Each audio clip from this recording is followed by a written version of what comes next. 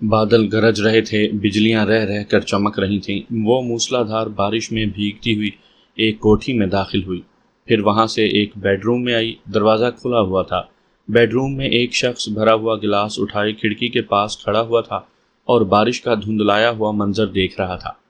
باہر تقریباً تاریکی تھی۔ جب رہ رہ کر بجلی چمکتی تو دور تک بھیگتا ہوا منظر دکھائی دیتا، پھر تاریکی میں گم ہو جاتا۔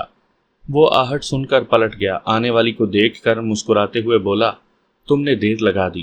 اور کیا کرتی، اتنے زوروں کی بارش ہو رہی ہے، میں انتظار کرتی رہی کہ ذرا تھمے تو آؤں، آخر بھیگتے ہوئے ہی آنا پڑا۔ اس شخص نے ایک گھونٹ بھر کر کہا، وحیدہ، میں نے ملازموں کو چھٹی دے دی ہے، صرف غلام باقی اپنے کمرے میں ہے۔ کیا اس نے تمہیں یہاں آتے ہوئے دیکھا ہے؟ وحیدہ نے انکار میں سر ہلاتے ہوئے کہا، میں بہت محتاط ہو کر آئی ہوں۔ غلام باقی کے بیڈ روم کا دروازہ بند تھا، کھڑکیوں پر پردے پڑے ہوئے تھے، وہ مجھے نہیں دیکھ سکتا تھا۔ اس نے وحیدہ کی کلائی تھامنا چاہی۔ وہ دور ہٹتے ہوئے بولی، تمہارے ایک ہاتھ میں جام ہے اور دوسرے میں کلائی ہوگی تو ہم اپنے منصوبے پر عمل نہیں کر سکیں گے۔ پہلے تم کاروبار پر قبضہ کرو گے، پھر مجھ پر۔ وہ ایک سرد آہ بھر کر بولا، اچھی بات ہے، جاؤ اور غلام باقی کو شیشے میں اتار لو۔ وہ دروازہ کھول کر باہر آ گئی۔ راہداری کے دوسرے سرے پر غلام باقی کا بیڈ روم تھا۔ وہ اسی دروازے کی طرف دیکھتے ہوئے بڑھنے لگی۔ اس وقت وہ تنہا 3 افراد کے درمیان الجھی ہوئی اپنے منصوبے پر عمل کر رہی تھی۔ ان 3 افراد میں سے پہلا شخص اس کا ستیلا بھائی تھا، دوسرا اس کا وہ عاشق غلام حسین تھا جس کے بیڈ روم سے نکل کر آئی تھی، تیسرا بھی اس کا عاشق ہی تھا، اس کا نام غلام باقی تھا۔ وہ دونوں غلام حسین اور غلام باقی بھائی تھے۔ غلام حسین جانتا تھا کہ وحیدہ صرف اسے چاہتی ہے اور غلام باقی کو محض بے وقوف بنا رہی ہے۔ وہ تینوں افراد کرنسی کے دھندے میں لاکھ پتی بنتے جا رہے تھے۔ اس کے بعد کروڑ پتی بننے کا خواب تھا۔ یہ خواب اس شرط پر پورا ہو سکتا تھا کہ موجودہ دھندے میں 3 پارٹنرز نہ ہوں۔ ایک آدمی ہوتا تو وہ کب کا کروڑ پتی بن چکا ہوتا۔ یہ خواب پورے کرنے کے لیے وحیدہ پیش تھی۔ وہ جانتی تھی کہ ستیلے بھائی کے کاروبار میں اسے حصہ نہیں ملے گا۔ بھائی زیادہ سے زیادہ اس کی شادی کروا دے گا، لاکھوں کا جہیز دے گا اور رخصت کر دے گا۔ یہی سوچ کر اس نے ایک طرف غلام حسین کو اور دوسری طرف غلام باقی کو بے وقوف بنانا شروع کیا۔ دونوں ہی طرف کامیاب ہوتی چلی گئی۔ فیصلہ یہ رہ گیا تھا کہ 2 میں سے کون بہتر ہے۔ یہ بات وحیدہ کو غلام حسین نہیں سمجھائی۔ تم میری دلہن بن کر آ جاؤ گی تو دولت کے اسی حصے پر راج کرو گی جو پارٹنر کی حیثیت سے تیسرے حصے کی دولت ہوگی۔ اگر میں نے شادی سے انکار کیا تو تم غلام باقی سے شادی کرو گی۔ اگر اس نے بھی انکار کر دیا تب کہیں کی نہ رہو گی۔ تمہارا بھائی جانے کس کے پلے تمہیں باندھ دے، اس کے بعد تمہاری آنکھوں سے دولت کے خواب ہمیشہ کے لیے مٹ جائیں گے۔ وحیدہ نے پوچھا، تم اسے شادی کرنے سے انکار کیوں کرو گے؟ میں ایسی بیوی چاہتا ہوں جو میری ہم مزاج ہو۔ مجھے آزما کر دیکھ لو۔ کیا تم اسے تسلیم کرتی ہو کہ ایسے چلتے ہوئے کاروبار کا صرف ایک مالک ہونا چاہیے؟ پارٹنرشپ نقصان پہنچاتی ہے اور حصے داری میں مال کا صرف تیسرا حصہ ہمارے ہاتھ لگتا ہے۔ میں تسلیم کرتی ہوں۔ میں چاہتی ہوں کہ سارے کا سارا مال ہمارے پاس آتا رہے۔ کیا یہ بھی تسلیم کرتی ہو کہ اس کے لیے دونوں پارٹنروں کو راستے سے ہٹانا ہوگا؟ یہ راستے سے ہٹ جائیں تو اس سے بہتر اور کیا ہو سکتا ہے؟ کوئی بڑھتے ہوئے منافع سے ہاتھ دھونا پسند نہیں کرتا، ایسے ہاتھ کاٹنے پڑتے ہیں۔ کیا مطلب؟ کیا تم انہیں ختم کر دینا چاہتے ہو ہمیشہ کے لیے؟ ہاں، اور کوئی راستہ نہیں ہے۔ یہ زندہ رہیں گے تو ساری زندگی ہم سے حصہ طلب کرتے رہیں گے۔ یہ سازش دونوں کے درمیان پکتی رہی۔ وہ دونوں اسی سلسلے میں بحث کرتے رہے اور کسی نتیجے پر پہنچتے رہے۔ پھر غلام حسین نے سمجھایا، وحیدہ، جو پلاننگ تم میرے ساتھ کر رہی ہو وہی غلام باقی سے مل کر کرو۔ اسے اس حد تک قائل کر لو کہ وہ اپنے پارٹنر کو ختم کرنے کے لیے پہلے تمہارے بھائی کو قتل کرنے پر آمادہ ہو جائے۔ وہ خوش ہو کر بولی، میں سمجھ گئی۔ ایک مقتول ہوگا، دوسرا قاتل بن کر پھانسی کے پھندے تک پہنچ جائے گا۔ ہاں، ہم اس سلسلے میں بہت مستحکم منصوبہ بندی کریں گے۔ پہلے تم باقی کو آمادہ کرو۔ وقت گزرتا رہا اور وہ اپنے منصوبے کو عملی جامہ پہنانے کی کوشش کرتی رہی، حتیٰ کہ وہ بھی اپنی ہونے والی بیوی کے بھائی کو قتل کرنے پر آمادہ ہو گیا۔ وہ آہستہ آہستہ چلتے ہوئے راہداری کے آخری سرے پر آئی اور غلام باقی کے کمرے کے دروازے کے سامنے رک گئی۔ غلام باقی آج ہی مشرق وسطیٰ سے آیا تھا۔ کرنسی کے دھندے میں یہی ہوتا تھا۔ وہ تینوں پارٹنر باری باری 2-4 ماہ کے لیے مختلف ممالک میں جاتے تھے اور وہاں سے ہنڈی کا کاروبار کرتے تھے اور اس کے ذریعے لاکھوں کا زر مبادلہ کماتے تھے۔ وحیدہ نے دروازے پر دستک دی، دوسری دستک سے پہلے ہی دروازہ کھل گیا۔ غلام باقی نے مسکرا کر اسے بڑی محبت سے دیکھا، پھر بولا، تم نے دیر لگا دی۔ میں کیا کرتی، بارش ہے کہ تھمنے کا نام نہیں لے رہی ہے، تمہارے بغیر رہ بھی نہیں سکتی تھی، دیکھ لو کس طرح بھاگ کر آئی ہوں۔ اس نے وحیدہ کو دیکھا، بلی بھیگتی ہے تو سکڑتی ہے، عورت بھیگ کر گلاب کی پنکھڑیوں کی طرح کھلتی چلی جاتی ہے۔ وہ فوراً ہی پیچھے ہٹ کر بولی، نانا، پہلے منصوبے پر عمل کا ہوگا، آج سے بہتر موقع اور کوئی نہیں ہو سکتا۔ زوروں کی بارش ہو رہی ہے، باہر اندھیرا چھایا ہوا ہے، ہماری کوٹھیوں کے آس پاس ویرانی ہے، کوئی دیکھنے والا نہیں۔ تم کیسے کہہ سکتی ہو کہ اس بارش میں کوئی دیکھنے والا نہیں ہوگا؟ ہماری کوٹھی کچھ زیادہ دور تو نہیں ہے، یہ پڑوس میں ہے، میں بارش میں بھیگتی ہوئی آئی ہوں، مجھے کسی نے نہیں دیکھا۔ میں دور دور تک نظریں دوڑاتی رہی، کبھی کبھی بجلی کے کوندنے سے کچھ نظر آتا تھا، ورنہ گہری تاریکی چھا جاتی تھی۔ ایسے میں کوئی مجھے کیسے دیکھ سکتا تھا، اور تمہیں بھی کیسے دیکھے گا؟ تمہیں فوراً یہاں سے جانا چاہیے، بھائی جان اپنے بیڈ روم میں بیٹھے پینے میں مصروف ہیں، وہ نشے کی حالت میں مدافعت نہیں کر سکیں گے، تم بآسانی اپنا کام کر کے چلے آؤ گے۔ تمہارے پاس ریوالور ہے نا؟ میں احمق ضرور ہوں، لیکن اتنا بھی نہیں۔ میں نے صبح یہاں پہنچنے کے بعد اپنے ریوالور کے گم ہونے کی رپورٹ درج کروا دی ہے۔ وہ خوش ہو کر بولی، یہ تم نے اچھا کیا، اب اس ریوالور سے قتل کرو گے تو پولیس والے یہی رائے قائم کریں گے کہ تمہارا ریوالور جس نے بھی چرایا تھا اسی نے قتل کیا ہے۔ غلام باقی نے انکار میں سر ہلاتے ہوئے کہا، پولیس والے اتنے احمق نہیں ہوتے، وہ یہ بھی رائے قائم کر سکتے ہیں کہ میں نے خواہ ریوالور گم ہونے کی رپورٹ درج کرائی اور اسی سے اپنے ایک پارٹنر کو راستے سے ہٹانے کے لیے قتل کر دیا۔ وحیدہ نے پوچھا، پھر کیسے قتل کرو گے؟ مجبوری ہے، چاقو سے حملہ کروں گا۔ ایسے تو گڑبڑ ہو جائے گی، تم دونوں میں مقابلہ ہوگا، بھائی جان مدافعت کریں گے، ہو سکتا ہے تم ان پر غالب نہ آ سکو۔ وہ اپنا پرس کھول کر اپنا ریوالور نکال کر اس کی طرف بڑھاتے ہوئے بولی، قتل پلک جھپکتے میں ہونا چاہیے، کوئی مصیبت اپنے سر نہ لو۔ یہ کس کا ریوالور ہے؟ بھائی جان کا۔ تم قتل کرنے کے بعد اپنی انگلیوں کے نشانات مٹا کر اسے وہیں پھینکانا۔ اس نے ریوالور کے چیمبر کو چیک کیا، وہ پوری طرح لوڈڈ تھا۔ وحیدہ نے کہا، میں جاتی ہوں، وقت کا خاص خیال رکھنا، میرے گھر پہنچنے میں زیادہ سے زیادہ 10 منٹ لگیں گے، میں اپنی خوابگاہ میں جا کر نیند کی 2 گولیاں کھاؤں گی، آدھے گھنٹے کے اندر نیند آ جائے گی، تم یہاں سے ٹھیک 40 منٹ کے بعد نکلنا، میں سونے سے پہلے اندرونی دروازے کھلے رکھوں گی۔ وہ تمام باتیں سمجھا کر چلی گئی۔ اس نے گھڑی دیکھی، 11:20 ہوئے تھے، 40 منٹ کے بعد یعنی ٹھیک 12 بجے رات کو اسے یہاں سے نکلنا تھا۔ وہ اپنے کمرے میں ٹہلنے لگا۔ انسان آج جو فیصلہ کرتا ہے ہمیشہ آئندہ کے لیے کرتا ہے۔ آج کی رات فیصلہ کن تھی۔ آج کے بعد وہ ایک حسین عورت کا مالک اور ایک بہت بڑے کاروبار کا دوسرا اور آخری پارٹنر بن کر رہنے والا تھا۔ وہ چاہتا تھا صرف وہ اور اس کا بھائی غلام حسین کاروبار میں رہیں، تیسرا کوئی نہ ہو۔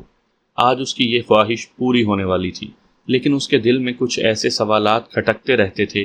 ایک تو یہ سوال پیدا ہوتا تھا کہ کیا وحیدہ محبت میں مخلص ہے؟ کیا وہ واقعی اس سے محبت کرتی ہے؟ اس نے کئی بار اسے اپنے بڑے بھائی غلام حسین کے ساتھ ہنستے بولتے اور بڑی حد تک بے تکلف ہوتے دیکھا تھا۔ پھر ایک سوال پیدا اور ہوتا تھا، کیا میرے بھائی جان بھی میری طرح کاروبار میں یہ سوچتے ہیں کہ صرف 2 پارٹنرز ہونے چاہیے؟ ایسا تو نہیں کہ وہ صرف تنہا مالک و مختار بننے کے متعلق سوچتے ہوں۔ وحیدہ جب بھی غلام باقی کے پاس آتی تھی یہی سمجھاتی تھی کہ دونوں پارٹنر کو ختم ہو جانا چاہیے۔ وہ صرف غلام باقی سے محبت کا اظہار کرتی تھی، یہی تاثر دیتی تھی کہ غلام حسین سے اسے کوئی دلچسپی نہیں۔ ایک انسان دوسرے انسان کو اس کی آخری کمینگی تک نہیں سمجھ سکتا، سمجھنے کے لیے بہت سی باتیں رہ جاتی ہیں، اسی لیے غلام باقی الجھ رہا تھا۔ کبھی وہ وحیدہ پر شبہ کرتا تھا، کبھی اپنے بھائی پر، لیکن وحیدہ کا معصوم چہرہ آنکھوں کے سامنے آتا تو سارے شک و شبہات اس کے دل سے نکل جاتے تھے۔ وقت گزرتا رہا تھا، 12 بجنے میں صرف 5 منٹ رہ گئے تھے۔ 5 منٹ کے بعد آدھی رات کو وہ وہاں سے نکلنے والا تھا۔ اس نے ریوالور کے چیمبر کو ایک بار پھر چیک کیا، اسے اپنی جیب میں رکھا، پھر دروازے کی طرف دیکھنے لگا۔ اب 12 بجنے میں صرف 1 منٹ رہ گیا تھا، اور 1 منٹ کی کیا اہمیت ہوتی ہے؟ اس نے سوچا بس اب نکل ہی پڑے۔ اس سوچ کے ساتھ ہی یک بیک زور سے بجلی کی کڑک سنائی دی، پھر ایک تیز روشنی کھڑکی کے ذریعے کمرے کے اندر آئی۔ باہر بادل گرج رہے تھے، موسلا دھار بارش ہو رہی تھی۔ وہ دروازے کی طرف بڑھا، اسی وقت پھر بجلی نے کڑک کر زوردار آواز پیدا کی۔ اس کے ساتھ ہی دروازہ خود بخود کھل گیا۔ اس کے سامنے ایک حسین و جمیل عورت کھڑی ہوئی تھی۔ وہ کالے برقعے میں تھی، اگرچہ پوری طرح نمایاں نہیں تھی، لیکن چہرے سے نقاب الٹا ہوا تھا۔ سرے ورق دیکھ کر کتاب کے بھرپور حسن کا اندازہ ہو جاتا ہے۔ وہ پری چہرہ بے پناہ بارش میں بھیگ کر آئی تھی، اور اب وہ آہستہ آہستہ اپنا برقع جھٹک رہی تھی۔ اس نے حیرانگی سے پوچھا، کون ہو تم؟ آئندہ۔ آئندہ کیا مطلب؟ مطلب صاف ہے، آج زندہ رہنے والوں کے لیے 2 روٹیاں کافی ہیں۔ جن لوگوں کو اپنے آج پر بھرپور اعتماد ہوتا ہے، وہ اپنے اعتماد کے ذریعے آئندہ کل کو خوبصورت بناتے ہیں۔ جو آج پر اعتماد نہیں کرتے، وہ آئندہ کل کے لیے آدھی رات کو اسی طرح نکلتے ہیں جس طرح تم نکل رہے ہو۔ چونکہ تم میرے لیے جا رہے ہو، اس لیے میں آ گئی ہوں۔ اگر تم آئندہ ہو تو اب سے پہلے میرے پاس کیوں نہیں آئی؟ مجھے سمجھنے کے لیے یہ اچھی طرح سمجھ لو، آج محنت کرنے والے آئندہ کل کو خود نہیں بلاتے، وہ کل خود بخود ان کی جھولی میں آتا ہے۔ جو آج نہیں کرتے اور چور دروازے سے آئندہ دنوں کو بلاتے ہیں، وہاں میں پہنچ جاتی ہوں۔ تم پہیلیاں بجھوا رہی ہو۔ وہ ہنستے ہوئے بولی، میں پہیلی نہیں ہوں، تمہاری طرح ایک انسان ہوں۔ غیب کی باتیں نہیں جانتی، لیکن یہ ضرور بتاؤں گی کہ تمہارے متعلق بہت کچھ جانتی ہوں۔ کیا یہ درست نہیں کہ تم قتل کے ارادے سے باہر جانا چاہتے ہو؟ اس نے حیرانگی سے پوچھا، تم آخر کون ہو؟ کوئی جادوگرنی یا آسیب؟ اس نے مسکرا کر پوچھا، تمہیں کیا نظر آتی ہوں؟ میرا خیال ہے تم محض خیال ہو۔ میں آگے بڑھ کر تمہیں ہاتھ لگاؤں گا تو غائب ہو جاؤ گی۔ میرا ایک وہم ہو۔ مجھے یہ وہم روکنے آیا ہے کہ قتل کے ارادے سے نہیں جانا چاہیے، کچھ گڑبڑ ہو جائے گی۔ ہاں، گڑبڑ تو بہت ہوگی۔ اگر میں تمہارے ساتھ تعاون کروں تو تمہارا بول بالا اور دشمن کا منہ کالا ہوگا۔ اندر آؤ اور اطمینان سے بیٹھ کر بتاؤ، تم میرے متعلق اور کیا کیا جانتی ہو؟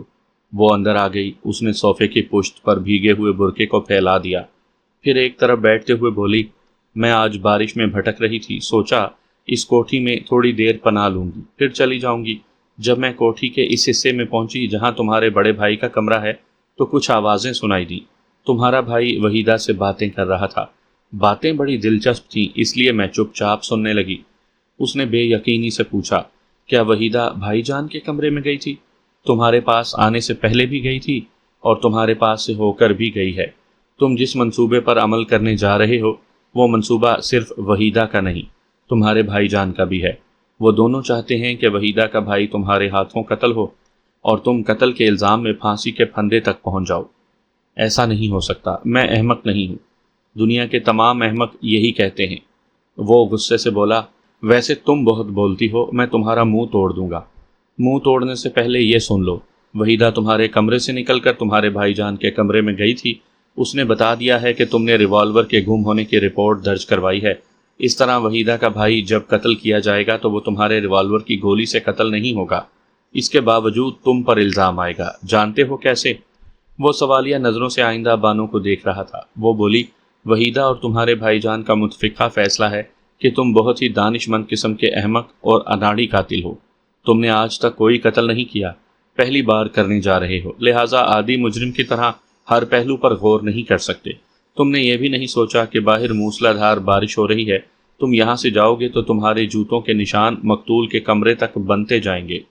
صرف جوتوں کے نشانات سے کیا ہوتا ہے؟ یقین کی حد تک شبہ ہو جاتا ہے۔ تم نے ریوالور کے گم ہونے کی رپورٹ درج کروا کے دانش مندی نہیں کی۔ جس رات اسے قتل ہونا ہے اس سے پہلے صبح کو تم نے یہ رپورٹ درج کروائی۔ اب یہ خیال قائم کیا جا سکتا ہے کہ ایک طرف تم نے پولیس کو گمراہ کرنا چاہا، دوسری طرف مقتول کے ریوالور سے ہی اسے ہلاک کر دیا۔ اس نے ایک ہاتھ سے سر کو تھام لیا، پھر کہا، او مائی گاڈ، میں نے ان پہلوؤں پر غور ہی نہیں کیا۔ وہ گرتے گرتے ایک صوفے میں دھنس گیا، پھر اسے دیکھتے ہوئے بولا، اگر تم نہ آتی تو میں بے موت مر جاتا۔ اگر مر جاتے تو تمہاری زندگی کی کتاب سے آئندہ کا باب ختم ہو جاتا۔ میں تمہارا احسان کبھی نہیں بھولوں گا۔ کب تک یاد رکھو گے؟ تم تو اتنی اچھی ہو کہ تمہاری یاد رکھنے کے لیے ساری زندگی کے لیے اپنا سکتا ہوں۔ مجھے اپنا بنا کر رکھنا چاہتے ہو تو میرے مشوروں پر عمل کرو۔ ضرور عمل کروں گا۔ تمہارے دشمن چاہتے ہیں کہ تم قتل کرو، لہٰذا ان کی یہ خواہش ضرور پوری کرنی چاہیے۔ کیا مطلب؟ کیا تم بھی مجھے پھنسوانا چاہتی ہو؟ نہیں، تمہارے ذریعے دشمنوں کو پھانسنا چاہتی ہوں، پھر ساری دولت، سارا کاروبار ہمارا ہوگا۔ تم کہنا کیا چاہتی ہو؟ جو کہہ رہی ہوں خاموشی سے اس پر عمل کرتے جاؤ۔ مشورے معقول ہوں گے تو عمل کرتا جاؤں گا۔ سب سے پہلے اپنے جوتے اور جرابیں اتارو۔ اس نے عمل کیا۔ پھر اس نے کہا، اس قالین کو صاف کرو، اس پر میرے اور وحیدہ کے قدموں کے نشان ہیں۔ ہمارے کیچڑ آلود سینڈل یہاں تک آئے ہیں۔ مشورہ معقول تھا۔ اس نے اس پر بھی عمل کیا۔ پھر اس طرح فرش کی بھی صفائی کرتا ہوا راہداری کے اس حصے تک گیا جہاں اس کے بھائی غلام حسین کے بیڈ روم کا دروازہ تھا۔ آئندہ بانو کے مشورے جاری تھے اور وہ عمل کرتا جا رہا تھا۔ اس نے اپنے بھائی کے بیڈ روم میں جھانک کر دیکھا۔ وہ نشے میں دھت ہو چکا تھا۔ ایک ایزی چیئر پر آنکھیں بند کیے پڑا تھا۔ غلام باقی دبے قدموں اندر آیا۔ اس نے بھائی کی جیب میں ہاتھ ڈال کر چابی نکالی، پھر اس کے ذریعے الماری کو کھولا۔ اس کی ایک دراز سے ریوالور نکالا۔ وہ پوری طرح لوڈڈ تھا۔ اسے بھائی کے بڑبڑانے کی آواز سنائی دی۔ اس نے سر گھما کر دیکھا۔ آئندہ بانو شراب کی بوتل اس کے منہ میں ٹھونس رہی تھی اور تھوڑی بہت شراب اس کے حلق میں اتار رہی تھی تاکہ وہ پوری طرح مدہوش رہے اور اپنے کمرے سے نہ نکل سکے۔ وہ آئندہ بانو کے مشورے کے مطابق ننگے پاؤں تھا۔ اس نے اپنے بھائی کا جوڑا نکالا، پھر باتھ روم میں جا کر اسے پہن لیا۔ اپنا لباس بیڈ روم میں رکھ کر آ گیا۔ اس کے بعد بھائی کے جوتے پہن لیے۔ وہ ذرا ڈھیلے تھے۔ اس نے کپڑوں کے ٹکڑے اندر ٹھونس دیے، جس کے بعد جوتا فٹ ہونے لگا۔ وہ آئندہ بانو کے معقول مشوروں پر عمل کرتا ہوا کوٹھی کے برآمدے تک آیا۔ اس نے کہا، میں انتظار کروں گی، تم جاؤ اور نہایت اطمینان سے اپنا کام کر کے آؤ۔ جیسا سمجھا دیا ہے وہی کرنا۔ وہ چلا گیا۔ آئندہ بانو برآمدے کے فرش کی طرف دیکھتے ہوئے سوچنے لگی، عادی مجرم بھی اکثر خوش فہمی میں مبتلا ہو کر بڑی بڑی غلطیاں کر جاتے ہیں۔ وحیدہ جب اس کوٹھی میں آئی تھی تو برآمدے سے لے کر غلام حسین کے بیڈ روم پر اور پھر غلام باقی کے بیڈ روم تک اپنے قدموں کے نشان چھوڑ گئی تھی۔ غلام باقی نے آئندہ بانو کے مشورے کے مطابق اس کے قدموں کے نشانوں کو اپنے بھائی کے کمرے تک محدود کر دیا تھا۔ اب دیکھنے پر یہ معلوم ہوتا تھا کہ وحیدہ صرف اس کے بھائی غلام حسین کے کمرے تک گئی تھی۔ اس نے دروازے کے ہینڈل کو اور دوسری چیزوں کو بھی ہاتھ لگایا ہوگا، جبکہ آئندہ بانو رومال پکڑ کر ہر چیز کو ہاتھ لگاتی گئی تھی اور غلام باقی نے دستانے پہن رکھے تھے۔ وحیدہ اور اس کا بھائی پاس والی کوٹھی میں ہی رہتے تھے۔ غلام باقی 15 منٹ میں ہی واپس آ گیا۔ آئندہ بانو نے پوچھا، کیا کام ہو گیا؟ وہ گھبرایا ہوا تھا، ہانپ رہا تھا جیسے بہت دور سے دوڑتا ہوا آیا ہو۔ اس نے جواب دیا، کام ہو گیا مگر گھبراہٹ سی ہو رہی ہے۔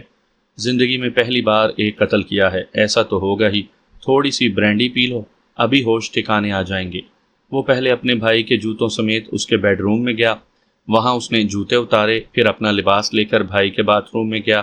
بھیگے ہوئے بھائی کے لباس کو باتھ روم میں ہی چھوڑ دیا۔ وہاں اسے اپنا لباس تبدیل کرنا تھا۔ آئندہ بانو کے ساتھ اپنے بیڈ روم میں آیا۔ اس نے برینڈی کا ایک پیگ لیا، پھر کہنے لگا، کام بڑی آسانی سے ہو گیا۔ وحیدہ نے اپنے وعدے کے مطابق دروازے کھلے رکھے تھے۔ میں نے اس کے بیڈ روم میں بھی جھانک کر دیکھا۔ وہ گہری نیند میں تھی، یقیناً خواب آور گولیوں کا اثر تھا۔ بہرحال میں اس کے بھائی کے کمرے میں پہنچا۔ وہ جاگ رہا تھا مگر مدہوشی کی حالت میں تھا۔ اس نے مجھے پہچان لیا لیکن پہچاننے کے لیے زندہ نہ رہا۔ میں نے جاتے ہی اسے گولی مار دی۔ تمہارے مشورے کے مطابق اس کے ٹیلی فون پر سے رسیور اٹھا کر میز کے نیچے لٹکا دیا۔ رسیور کے قریب ہی اس کی لاش کو ڈال دیا اور اس کے ہاتھوں میں رسیور تھما دینے کے بعد اسے الگ کر دیا۔ اب یہ خیال قائم کیا جائے گا کہ اس نے دم توڑنے کے دوران ٹیلی فون کے ذریعے اطلاع دینی چاہی تھی۔ آئندہ بانو نے اس کی بات کاٹ کر کہا اور اس نے اطلاع دے دی۔ میں جا رہی ہوں، تم میرے آخری مشورے پر عمل کرنے کے بعد بستر پر لیٹ جاؤ گے۔ کیسے جاؤ گی؟ کیا تمہارے قدموں کے نشانات نہیں بنیں گے؟ میں نشان مٹاتی جاؤں گی، میری فکر نہ کرو۔ وہ جانے لگی۔ غلام باقی نے بڑی محبت، بڑی خوشامد سے کہا، مجھے دھوکہ دے کر تو نہیں جا رہی ہو، واپس آؤ گی نا؟ آؤں گی اور ہمیشہ ہمیشہ کے لیے آؤں گی۔ آئندہ بانو مسکراتی ہوئی چلی گئی۔ غلام باقی نے دروازے کو اندر سے بند کیا، پھر رسیور اٹھا کر قریبی پولیس اسٹیشن کے نمبر ڈائل کیے۔ دوسری طرف سے رابطہ قائم ہوتے ہی اس نے رسیور کے ماؤتھ پیس پر ہاتھ رکھ کر ایسی آواز نکالی جیسے شدید تکلیف میں مبتلا ہو، جیسے اس کی جان نکل رہی ہو۔ پھر وہ کہنے لگا، پولیس اسٹیشن، میں A9 سے بول رہا ہوں۔ اس نے مجھے گولی مار دی۔ وہ میرا پڑوسی، میرا پارٹنر غلام حسین ہے۔ مجھے قتل۔ بات ادھوری چھوڑ کر اس نے رسیور کو کریڈل سے ٹکرایا، پھر اسے نیچے چھوڑ دیا، جیسے قتل ہونے والے کے ہاتھ سے رسیور چھوٹ گیا ہو۔ اب اس رسیور سے آواز آ رہی تھی، ہیلو، میں پولیس اسٹیشن سے بول رہا ہوں، آگے بولو، ہم نے کوٹھی کا نمبر نوٹ کر لیا ہے، اپنا نام بتاؤ، ہیلو۔ دوسری طرف سے آواز آتی رہی، پھر خاموشی چھا گئی۔ यकीनन पुलिस इंस्पेक्टर ने रिसीवर रख दिया होगा और अब पुलिस पार्टी के साथ पड़ोस वाली कोठी में पहुंचने ही वाला होगा। गुलाम बाकी ने रिसीवर को क्रेडल पर रख दिया। अपने कमरे से निकलकर उसने भाई के कमरे में झांकते हुए देखा तो वो कुछ होश में आ रहा था। आइंदा बानो उससे कह गई थी कि जाने से पहले वो उसके हलक में नींबू का अर्क टपका जाएगी ताकि उसका नशा टूट जाए और वो चंद मिनटों के बाद पुलिस वालों से गुफ्तगू करने के काबिल हो सके। गुलाम बाकी ने खुश होकर इत्मीनान की सांस ली और आइंदा बानो को याद करता हुआ अपने बेडरूम में आया। उसने दरवाजे को अच्छी तरह बंद किया, फिर उसकी हिदायत के मुताबिक बिस्तर पर आराम से लेटकर आंखें बंद कर लीं। जब उसने दोबारा आंख खोली तो उसकी काया पलट गई थी। इसे कहते हैं रातों रात अमीर होना। अब गुलाम बाकी की अमारत का दौर शुरू हो रहा था। अगरचे पुलिस वालों ने उसका भी मुहासबा किया था, लेकिन कीचड़ आलूद जूते और पानी में भीगे हुए कपड़े गुलाम हुसैन के साबित हुए थे। उसी के कमरे और बाथरूम से बरामद हुए थे। मुख्तसर ये कि पुलिस दोनों भाइयों को ले गई। गुलाम बाकी छूट कर आ गया और गुलाम हुसैन थाने से हवालात, हवालात से जेल और जेल से अदालत और अदालत से फांसी के फंदे तक पहुंच गया। उसे फांसी के फंदे तक पहुंचने में काफ़ी अरसा लगा। इस अरसे में गुलाम बाकी के वारे न्यारे हो गए। उसे दोनों पार्टनरों की पूरी दौलत का और पूरा कारोबार मिल गया। क्योंकि वो कोई कानूनी कारोबार नहीं था, इसलिए कारोबार का बिला शिरकत गैर मालिक बनने में कोई दुश्वारी पेश नहीं आई। किसी अदालती कार्रवाई की ज़रूरत नहीं पड़ी। एक तो इतनी दौलत और इतना कारोबार हाथ आया, दूसरे आइंदा बानो जैसी साथी मिल गई। उसने कई बार आइंदा का हाथ थाम कर शादी की दरख्वास्त की, लेकिन उसने हाथ छुड़ाकर कहा, मैं तुमसे ताउन करूंगी लेकिन तुम्हारी शरीक हयात नहीं बन सकती। आखिर मजबूरी क्या है? मैं एक मशरकी औरत हूँ। दौलत के लिए खा कितना ही ललचाऊं और दौलत हासिल करने के लिए कितने ही फरेब करूं, झूठ बोलूं, लेकिन मेरी मोहब्बत, मेरी वफा सिर्फ एक मर्द के लिए है। उस मर्द ने मुझे छोड़ दिया, अब मैं किसी का साथ नहीं दे सकती। एक दिन वहीदा ने कहा, गुलाम बाकी, मैंने तुम्हारा साथ दिया, हमारी प्लानिंग की वजह से तुम्हें कामयाबी हासिल हुई। तुम्हारी प्लानिंग ने तो मुझे डबो ही दिया था। अब तुम डूब रही हो। एक तरफ तुम्हारा भाई मर गया, दूसरी तरफ तुम्हारा आशिक फांसी पाने वालों की काल कोठड़ी में है। तुम घर की रही ना घाट की। तुम्हारी सज़ा यही थी। अगरचे तुम पर अपने भाई के कत्ल में शरीक होने का इल्ज़ाम आयद ना हो सका, तब भी तुम बेयारो मददगार रह गई हो। एक औरत के लिए इससे बड़ी सज़ा और क्या हो सकती है कि वो बहुत कुछ हासिल करने के लिए भाई की जान ले ले और उसे कुछ हासिल ना हो, वो सारी उम्र भटकती रहे। जाओ कोई और बेवकूफ़ तलाश करो। सामईन कराम, आप सुन रहे हैं एक दिलचस्प उर्दू कहानी जिसके मुसन्निफ़ हैं मुहय्यिद्दीन नवाब और इस कहानी का नाम है आइंदा बानो। ये इस सिलसिले की किस्त नंबर 2 है। मुझे उम्मीद है आपको मेरी ये काविश पसंद आ रही होगी। आपने अगर अभी तक मेरा चैनल माई वॉइस सब्सक्राइब नहीं किया तो अभी मेरे चैनल को सब्सक्राइब करके बेल नोटिफिकेशन ऑन कर लीजिए ताकि आने वाली हर नई कहानी की इत्तला बर वक्त आप तक पहुंच सके। उसने वहीदा को धक्के देकर अपनी कोठी से निकाल दिया। अब वो दिन दुगनी और रात चुगनी तरक्की कर रहा था। दौलत थी कि बढ़ती जा रही थी। पहले 3 पार्टनर्स बारी बारी मुल्क से बाहर जाते थे और हुंडी का कारोबार करते थे। गुलाम बाकी को अब बाकी 2 पार्टनरों की ज़रूरत नहीं थी। वो उनकी जगह मुलाजिम रख चुका था और उनकी सख्ती से निगरानी करता था। पाकिस्तान से जितने लोग मशरिक़ वस्ता में काम करने के लिए जाते हैं, वहाँ से अपने बीवी बच्चों और वालदैन के लिए बड़ी बड़ी रकमें भेजते हैं। ये रकमें बैंकों के ज़रिए भी आती हैं, लेकिन हुंडी का कारोबार करने वाले बैंकों से ज़्यादा तेज़ रफ्तारी दिखाते हैं। उनकी ज़रूरत के मुताबिक जल्द से जल्द वो रुपए उनके अजीज़ों तक पहुँचा देते हैं। इसके अलावा बैंक के मुकर्ररा रेट से कुछ ज़्यादा रकम देते हैं। इस तरह मुल्क से बाहर जो ज़र मबादला कमाते हैं उससे सोना ख़रीदते हैं, फिर वो सोना स्मगलिंग के मुख्तलिफ हथकंडों के ज़रिए मुल्क में ले आते हैं। इस तरह दोहरा मुनाफा कमाते हैं। गुलाम बाकी ने डिफेंस में 4000 गज के प्लाट पर एक महल नुमा शानदार कोठी बना ली थी। उस कोठी का हर कमरा एयर कंडीशन था। उसके पास 4 एयर कंडीशनड कीमती कारें थीं। उसने 4 बरस में 3 शादियां की थीं। चौथी की गुंजाइश रखी थी। उसके लिए आइंदा बानो से दरख्वास्त करता रहता था और वो दरख्वास्त नामंजूर होती रहती थी। उसके पास मुल्की और गैर मुल्की करेंसी का इतना ज़ख़ीरा हो गया था कि बैरूनी ममालिक से आने वाले तमाम जराइम पेशा लोग उससे राब्ता कायम करते थे और ज़रूरत के मुताबिक उससे मुल्की और गैर मुल्की करेंसी हासिल करते रहते थे। वो नोटों को ऐसे देखता था जैसे कागज़ के हकीर टुकड़ों को देख रहा हो। दूसरी तरफ सेठ सुल्तान चने वाला अब वो सेठ नहीं रहा था। वो आलीशान कोठी से निकलकर फुटपाथ पर चला आया था। हुआ यह कि जब उसने अपने काले धन को हुकूमत के सामने डिक्लेयर किया तो उसका यह नेक अमल था। हुकूमत ने उसके इस इकदाम को बहुत सराहा। अखबारात में उसकी तस्वीरें शाया हुई थीं। उसे हुकूमत की तरफ से तारीफ़ी ख़त भी मिला था। दीगर इनामात और एजाज़ात से भी नवाजा गया था। नेक अमल सबके लिए मुस्तहसन होता है, लेकिन कारोबारी दुनिया में कारोबारी लोगों के लिए नहीं होता। मार्शल लॉ के दौर में चोरों, बेईमानों, उन पर ज़्यादा सख्तियाँ की जाती हैं। इस बार जो मार्शल लॉ आया वो नफाज इस्लाम का अज़म लेकर आया, लिहाजा काला धंधा करने वालों और ज़ख़ीरा अंदोज़ों से और भी ज़्यादा सख्ती से निपटा जाने लगा। नतीजा ये हुआ कि कुछ अरसे के लिए चोरी, बेईमानी और ज़ख़ीरा अंदोज़ी, स्मगलिंग, चोर बाज़ारी वगैरह बज़ाहिर बंद हो गईं। हुकूमत हर साल बजट की आमद पर सख्ती से धमकियाँ देने लगी कि काला धन निकालो, चोर बाज़ारी, स्मगलिंग, इनकम टैक्स की चोरी वगैरह बंद करो। गैर कानूनी ज़राए से दौलत हासिल करने वालों के साथ सख्ती से निपटा जाएगा। लिहाजा जिसके पास काला धन है ज़ाहिर कर दे। ज़ाहिर करने वालों के खिलाफ कोई कानूनी कार्रवाई नहीं की जाएगी। चोर होना और बेईमान होना गोया के माशरे में एक लानती किरदार अदा करना है। जो लोग ये किरदार अदा करते आ रहे हैं वो भला खुद को किस तरह ज़ाहिर कर सकते हैं कि वो चोर और बेईमान रह चुके हैं। बार बार की धमकियों का कोई असर न हुआ, लेकिन इस दौरान सुल्तान चने वाला का दिवालिया निकल गया। हुकूमत ने यह मुहासबा शुरू किया किस कारोबार में बहुत ज़्यादा मुनाफा हासिल किया जाता है और नाजायज़ तरीके से दौलत कमाई जाती है। मुहासबे के दौरान ये बात सामने आई कि चने के कारोबार में ज़्यादा मुनाफा है। अगर मुनाफा ना होता तो सुल्तान चने वाला कभी इतना काला धन जाहिर ना करता जितना कि तवक्को भी नहीं की जा सकती थी। नतीजा ये हुआ कि सरकारी तौर पर चने का भाव गिरा दिया गया। उसका कारोबार करने वाले तमाम व्यापारी सेठ सुल्तान चने वाला के दुश्मन बन गए। जिनके दिमागों में आइंदा का ख्याल बसा हो वो मुनाफा हासिल करने के लिए कोई ना कोई रास्ता ज़रूर निकाल लेते हैं।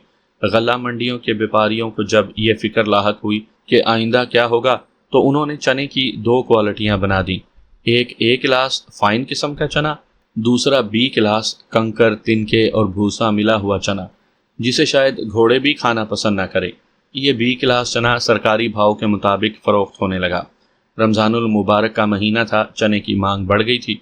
रोज़ेदार बी क्लास का चना इस्तेमाल नहीं कर सकते थे।